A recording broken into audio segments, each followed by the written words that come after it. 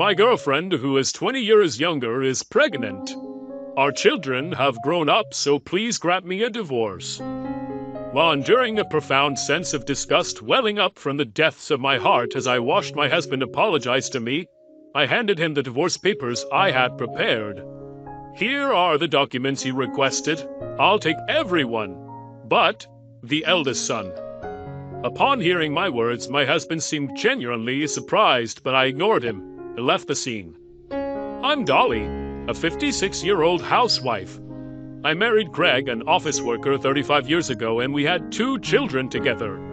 And now that our children have successfully found employment, I finally had a moment to breathe. Our eldest daughter, Natalie, is 28 years old. Our eldest son, Noel, took a 2-year leave of absence for studying abroad, but graduated from university at the age of 24 and secured a job this year. Since Greg's company had set the retirement age at 65, Greg, who was 58, intended to continue working for the remaining 7 years and even planned to work for a subsidiary company after retirement.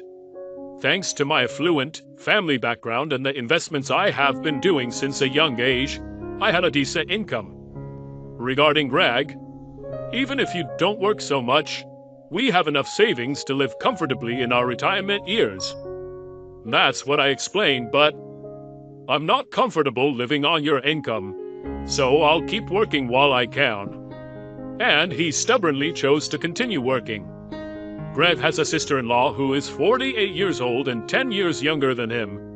Greg has significant affection for his much younger sister-in-law. Unfortunately, there was no conflict between me and my sister-in-law, and when we met, we would engage in casual small talk. We had a normal relationship where we maintained a slight distance between us. However, that sister-in-law did something outrageous. 3 years ago, on a certain day, despite being married, she had a relationship with a man other than her husband, and, to make matters worse, she disappeared. Furthermore, my sister-in-law had a 21-year-old son named Joe, but her husband refused to take custody. Considering that Joe was already 21 years old, it was somewhat harsh but not an incorrect argument to say that he could live on his own. In response to this, both our parents-in-law and Greg were furious. And as a result, for some reason, Greg decided to take Joe into our home without consulting me at all. Joe is coming to the house tomorrow. Joe, your sister's son? Yeah, she had a relationship with a man and disappeared. And to make matters worse, her husband refuses to take custody of Joe, so I decided to take him into our home. Hold on. What do you mean? Are you saying he's going to live in this house? Why didn't you consult me about anything? Shut up. Joe is 21 years old. He's not a helpless child, so it's fine since he can take care of himself. That's not good. Besides, there's no room for Joe to live in. There should be the room that Natalie used, right? She got married and moved out, so we can use her room. Anyway, it's already decided. Greg abruptly ended the conversation with those words. Hearing his remarks, I had no choice but to sympathize with Joe's situation and reluctantly agreed to take him in at our house. However, contrary to Greg's words, Joe turned out to be quite a troublesome child, causing problems at university almost every day. This led to me visiting the school regularly and apologizing on his behalf. But that was just the beginning. Joe started causing problems outside of school as well, and I found myself being called by the police, having to go to the police station and bring Joe back home. Dealing with these issues always fell on my shoulders, as Greg conveniently avoided visiting the school or the police, using work as an excuse. I had discussed this matter with Greg multiple times, seeking his advice and support. Joe injured another classmate again. You don't listen to what I say, so at least say something from your end. He's still a student, so it can't be helped. Both of our children are not students anymore, so pour your motherly love onto him. I am not his mother, and if we neglect him, it might have a negative impact on Natalie and Noel's lives. Negative impact? What are you talking about? It's like you're calling Joe a troublemaker. I never said that. Every conversation with Greg went like this, with no productive outcome, and I found myself frustrated every day. However, despite that, I tried to take in Greg's words and address the issues with Joe. Please stop causing trouble. If you have any worries, I want you to talk about them. I approached him saying this. What's up, lady? There's nothing I need to talk to you about, so don't try to act like a mother figure, okay? Seriously, it's useless. Joe mocked my words, threw me a contemptuous glance, and responded like so. To be honest, the words pissed me off quite a bit, but I managed to suppress my anger out of pity for the poor child whose mother had left him. However, Joe's insolence was gradually directed at me in the home. As I tried to deepen our connection by approaching him gently, he began to look down on me. Eventually, he even resorted to raising his hand and intimidating me. When Joe was in a bad mood, he not only used abusive language, but also became physically aggressive towards me. Of course, I shared this with Greg, but it's just something kids do, so let it go. He passed it off. Kids? Didn't you say he can take care of himself? Despite that, every time there's a problem, I have to go and pick him up. And in the end, I'm the one who gets physically attacked by Joe. Mom, what do you mean? Noel, who seemed to have overheard my desperate plea to brag as he returned from work, interjected into the conversation. I hesitated whether to speak, but since Greg wasn't helping, I felt I had no choice but to rely on Noel. So I recounted everything that had happened up to that point. The truth is, Noel is highly skilled in judo and has this large and strong physique, capable of easily subduing Joe, even if he becomes violent. After hearing my story, Noel spoke up. Why does Mom have to take care of someone like him? Dad brought him here without consulting anyone, so Dad should handle it. Anyway, if Joe lays a hand on Mom again, he'll face the consequences. Noel glared at Greg. What's with that attitude towards your father? Greg was furious with Noel, but Noel continued. You never consult the family on important matters, yet you conveniently act like a father figure only in situations like this. Noel blurted out those words. Sensing the situation becoming explosive, I decided to forcefully end the conversation.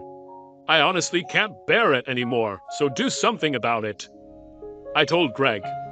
The following day, I brought Joe home after another fight at school. Don't cause any more trouble. If you cause problems, leave. I told Joe this, but he replied, You were acting like a mother figure until recently, and now you want me to leave? Are you really an adult?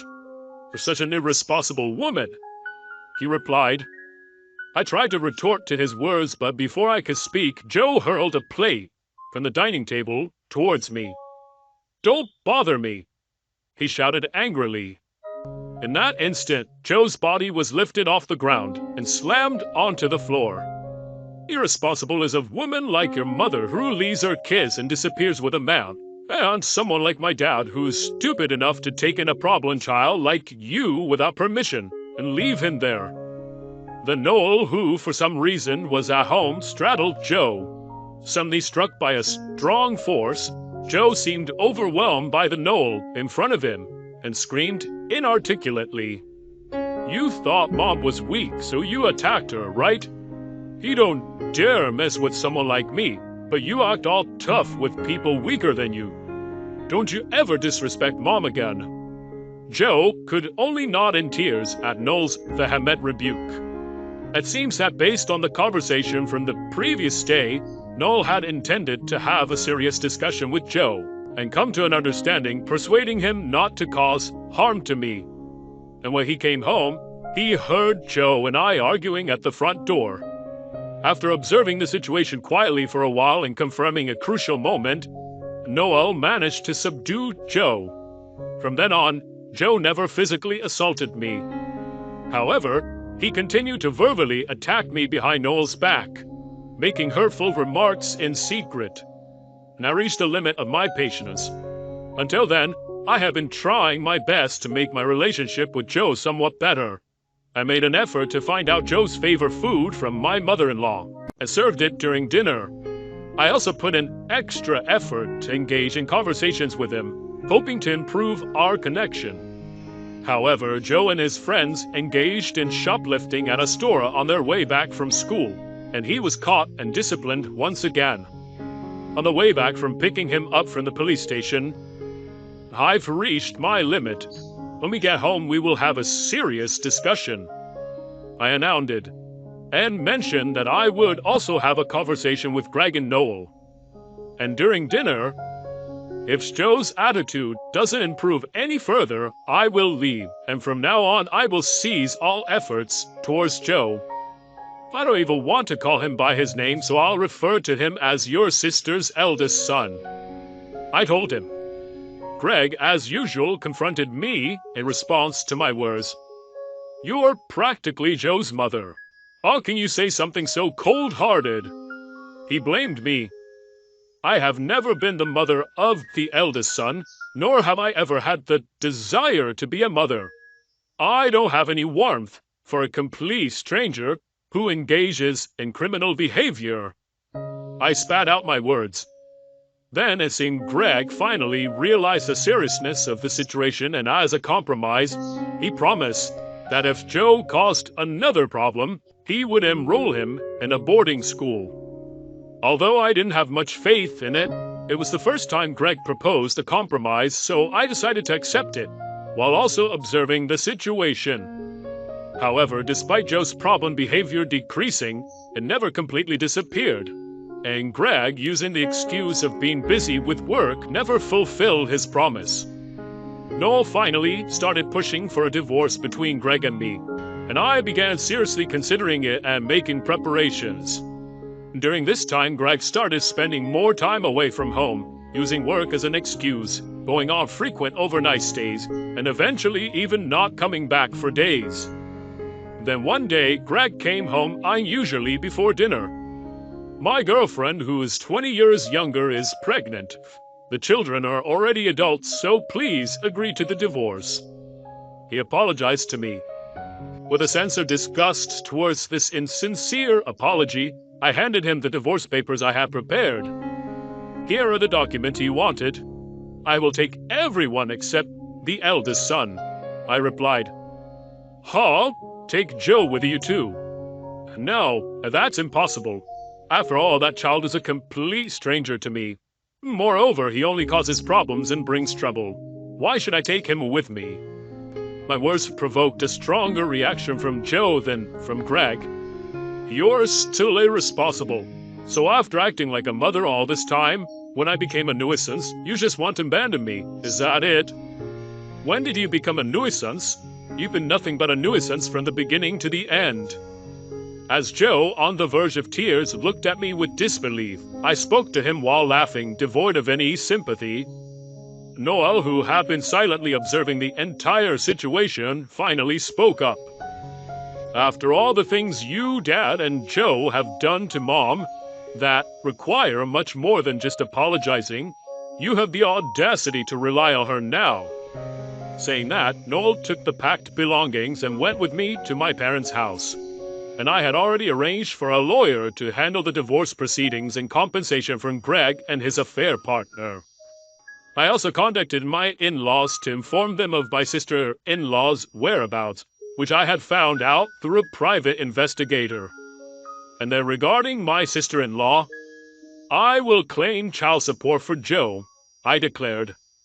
I had a sense of unease when Greg started spending more time away from home, so I immediately hired a private investigator and also located my sister-in-law's whereabouts. Greg, for some reason, refused to proceed with a divorce.